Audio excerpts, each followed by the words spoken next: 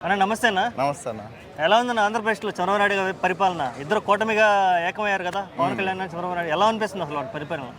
Present అయితే చేస్తున్నారు వాళ్ళు. గవర్నమెంట్ ఫామ్ చేసి విత్ ఇన్ 6 months 7 months కదా, అప్పుడే మనం ఎవరిని ఆర్గ్యూ చేయడానికి కుదరదు. ఓకే, అంటే జనవరి లోపు రోడ్లు డెవలప్ చేయాలని చంద్రబాబు నాయుడు గారు ఏదైతే అన్నారో సంక్రాంతి లోపు, అది అయ్యే అవకాశం ఉందా పూర్తి స్థాయిలో? అప్పుడప్పుడే అవదన్నది, టైం పడుతుంది. చేయొచ్చు అంటే జగన్ గవర్నమెంట్కి వీళ్ళ గవర్నమెంట్కి డిఫరెన్స్ అయితే చూపిస్తారు అనుకుంటున్నా, కానీ ప్రాపర్గా అయితే డెవలప్మెంట్ అయితే ఉండకపోవచ్చు. అదే అంటే 100% పూర్తి స్థాయిలో ఏది అవ్వలే, కానీ స్టార్ట్అప్స్ అయితే చేస్తారేమో మరి. ఓకే, ఇంకా ఏంటన్న పరిస్థితి మీది? ఏ ఊరన్నా? కందుకూరు కాన్స్టిట్యున్సీ. కందుకూరు కాన్స్టిట్యున్సీ. ఎలా ఉందన్న మీ ఏరియా పరిస్థితి? అభివృద్ధి ఏమైనా జరిగిందంటావా? అక్కడ నాకు తెలిసి ఇప్పుడు మనకి ఆంధ్రప్రదేశ్ ఏర్పడి ఇప్పుడు దాదాపు 10 ఏళ్ళు అయిపోయింది. అవును, డివైడ్ అయిపోయి తెలంగాణ ఆంధ్రప్రదేశ్ ఏర్పడి 10 ఏళ్ళు. మరి ఈ 10 ఏళ్ళలో అసలు ఏం మార్పు వచ్చింది ఆంధ్రప్రదేశ్లో? మీ ఏరియాలో ఎస్పెషల్లీ ఏం వచ్చింది? ఎస్పెషల్లీ మా ఏరియాలో అయితే నాకు తెలిసి ఏం లేదు. కాకపోతే ఈ మొన్న జరిగిన 2024 ఎలక్షన్లో టీడీపీ వచ్చింది. ఓకే, పార్టీలు గెలిచారు. మీ ప్రజలకి ఏమైనా ఉపయోగం ఉందా? ప్రజలకు ఉపయోగం అయితే ఇంకా ఏం లేదన్న.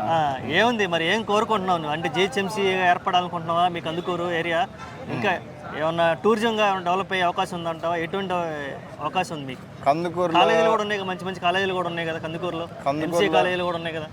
ఉన్నాయిలే, కానీ కాకపోతే కందుకూరు కాన్స్టిట్యున్సీగా అంత చెప్పుకోదగ్గగా ఏం డెవలప్మెంట్ చేసింది లేదు. గత 20 సంవత్సరాల నుంచి ఉంది కూడా వైఎస్ఆర్సీపీ గవర్నమెంట్ ఉంది, కాంగ్రెస్ గవర్నమెంట్ ఉంది. ఇక 2 దశాబ్దాల తర్వాత ఈ కూటమి ప్రభుత్వంలో వాళ్ళు గవర్నమెంట్ ఫామ్ చేశారు. ఇంటూరు నాగేశ్వరరావు అని, ఆయన ఏమన్నా చేస్తాడేమో చూడాలి అంతే. ఇప్పుడు ఎవరన్నా మీ ఎమ్మెల్యే ఎవరు? ఇంటూరు నాగేశ్వరరావు. ఇంటూరు నాగేశ్వరరావు. ఆయన ప్రాపర్ టీడీపీ లేదంటే టీడీపీ వేరే? లేదు, న్యూ క్యాండిడేట్. కొత్త క్యాండిడేట్కి ఇచ్చారు. ఓకే, ఏంటన్నా ఆయన ఇప్పుడు మీ హోప్స్ అన్ని ఆయన చేస్తాడని? మరి ఆయన తిరిగిన గ్రౌండ్ లెవెల్లో బాగానే village to village, door to door బాగానే చేశాడు, చెప్పాడు మాటలు. చూడాలి మరి. కొత్త క్యాండిడేట్ని గెలిపించారంటే మీకు బాగా నమ్మకం ఉండే ఉంటుంది. కొత్త క్యాండిడేట్ని ఆయన గెలిచాడు, వీళ్ళు ప్రజలు గెలిపించారు. ఎట్లా మటుకు 2 దశాబ్దాల హిస్టరీని బద్దలు కొట్టాడు ఆయన అయితే మటుకు. ఓకే, ఇప్పుడు పవన్ కళ్యాణ్ తీసుకున్న నిర్ణయాలు ఎలా అనిపిస్తున్నాయి అన్న మామూలుగా కూటమి పరంగా? వాళ్ళ బాండింగ్ గురించి కానీ, లేదంటే ఆయన మొన్న మధ్య ఉత్తరాంధ్ర మొత్తం తిరిగి రోడ్లు వేయాలని చెప్పి? అది నేను చెప్పేది కాదు. చంద్రబాబు అనే రాజకీయ చాణిక్యుడని అందరూ అంటారు.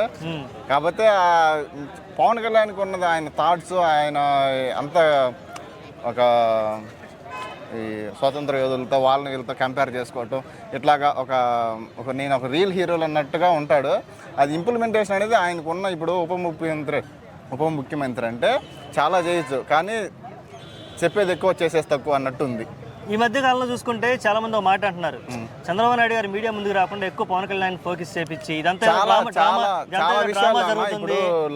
తిరుపతి లడ్డు విషయం ఉంది, దాంట్లోనే ముందు పెట్టాడు. ఆ అవతారం వేసాది గందరగోళం చేశాడు. ఇంకా మొన్న సీజ్ ద షిప్ అనే తెగ ట్రోల్ అవుతుంది ఇన్స్టాగ్రామ్ లో. ఓపెన్ చేస్తే 2 రీల్స్ తర్వాత జనాలు ఏమన్నారంటే ఇదంతా డ్రామా జరుగుతుంది, బ్యాక్ ఎండ్ లో పవన్ కళ్యాణ్ అడ్డం పెట్టి అన్నిటికీ ఆయన్నే పెట్టి చివరికి ఆయన్ని బలి చేస్తారు అనేది ఒక వాదన ఉంది. దాని మీద అంతర్గతం ఏందనేది వాళ్ళకి తెలియాలి. ఆయన చెప్పే మాటలకి మోసపోయేంత అమాయకుడు అజ్ఞానం అయితే అతను కాదు, పవన్ కళ్యాణ్ అయితే కాదు. మేబీ ఆయనకున్న రాజకీయ అనుభవంతో ఈయన్ని చిక్కుల్లో పడేయచ్చేమో మనం చెప్పలేము. ఓకే, ఇక పోతే నెక్స్ట్ రాబోయేది జమిలీ ఎలక్షన్స్. అంటే జమిలీ అంటే నీకు ఐడియా ఉండే ఉంటుంది. అవునవును, ఆల్ ఓవర్ ఇండియా. ఓకే, ఈ మొత్తం ఒకేసారి ఎలక్షన్ జరిగితే ఏ పార్టీకి ప్లస్ అయ్యే అవకాశం ఉంది, ఏ పార్టీ మైనస్ అయ్యే? అంటే కాంగ్రెస్ బీజేపీ తీసుకుందాం ఫస్ట్. దేశవ్యాప్తంగా కాంగ్రెస్ పాజిటివ్ అయ్యే అవకాశం ఉందా, బీజేపీకి నెగిటివ్ అయ్యే అవకాశం ఉందా?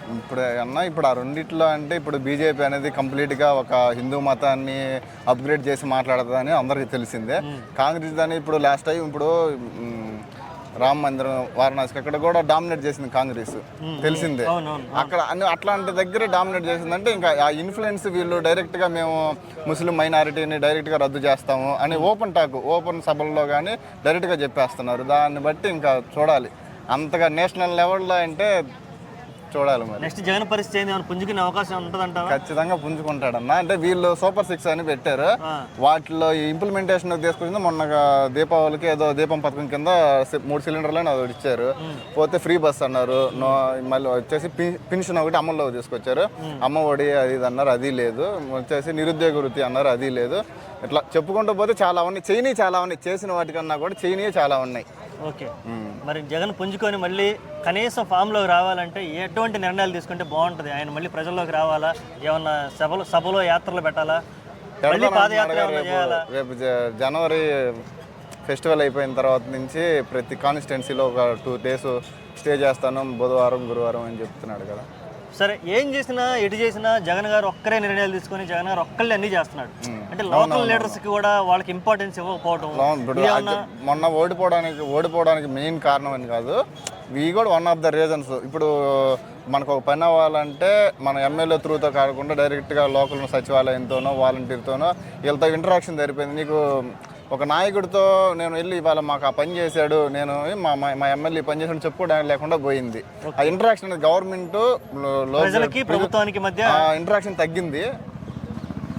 దానివల్లనే అని కాదు, ఇంకా చేసినవి ఉన్నాయి చేయనివి ఉన్నాయి. ఇప్పుడు మద్యం అన్నారు, మందు రేట్లు వాళ్ళ ప్రభుత్వంలో పర్మిషన్ ఇచ్చారు, మా ప్రభుత్వంలో అమ్మే ఉన్నారు. వాళ్ళు పర్మిషన్ ఇచ్చారు, సరే నువ్వు తీసేయచ్చు కదా.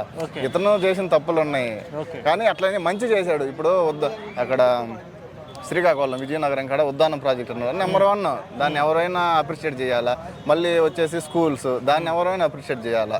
అది ఏ గవర్నమెంట్ అయినా ఎవరన్నా కానీ కొన్ని చేశాడు. ఇప్పుడు ఉపయోగపడే పథకాలను ఇప్పుడు మళ్ళీ వచ్చేసి ఆడ ఫిషింగ్ షాపులు అని ఏం పెట్టాడు, అవి అనవసరం. ఇంకా ఇవి కోస్టల్ ఏరియాకి సంబంధించి 7 షిప్పింగ్ హార్బర్లు, 4 పోర్ట్లు వెళ్ళని కూడా డెవలప్ చేశాడు. ఇప్పుడు మాది రామాయపట్నం, మాకు పోర్ట్ ఉంది. ఆల్మోస్ట్ ఆడ 70% వర్క్ కంప్లీట్ అయ్యింది. అట్లాంటి ఉపాధి అంటే ఇప్పుడు మనకి ఐటీ కంపెనీలు అవి అంటున్నా. ఇప్పుడు ఒక 4 ఐటీ కంపెనీలతో ఒక పోర్టు సమానం. ఒక పోర్టు నువ్వు నిర్మించినా, నువ్వు 4 ఐటీ కంపెనీలు తీసుకొచ్చినా 2 ఒకటే అవుతుంది.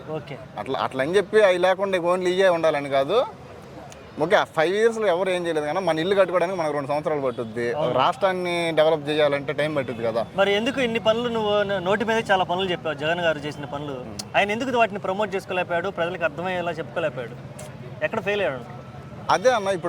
ఇప్పుడు ప్రజలతో ఇంటరాక్షన్ లేకపోవడం, మీ నాయకులు ఎవరికి వాళ్ళు, అదేగాక అవి మార్చడం అక్కడ ఇక్కడ, ఫ్యామిలీ ఇష్యూస్, కాంట్రవర్సీస్, క్యాపిటల్. ఇప్పుడు క్యాపిటల్ ప్రత్యేక హోదా అవన్నీ ఉన్నాయి. వీళ్ళకి మనకి ఎంపీ ఎలక్షన్స్ ఎంపీలో బాగానే వచ్చినాయి వీళ్ళకి, కూటమికి. వాళ్ళు మెయిన్గా వీళ్ళు డిమాండ్ చేసే, అంటే ఇప్పుడు వీళ్ళు డిమాండ్ చేసే కెపాసిటీ ఉండింది వీళ్ళకి. వీళ్ళు అడగలేకపోయారు కదా, మాకు ప్రత్యేక హోదా కావాలని. క్యాపిటల్ ఇంకా ఉన్నాయి, వీళ్ళకి కూడా ఉంటాయి కదా. Right, okay, thank you.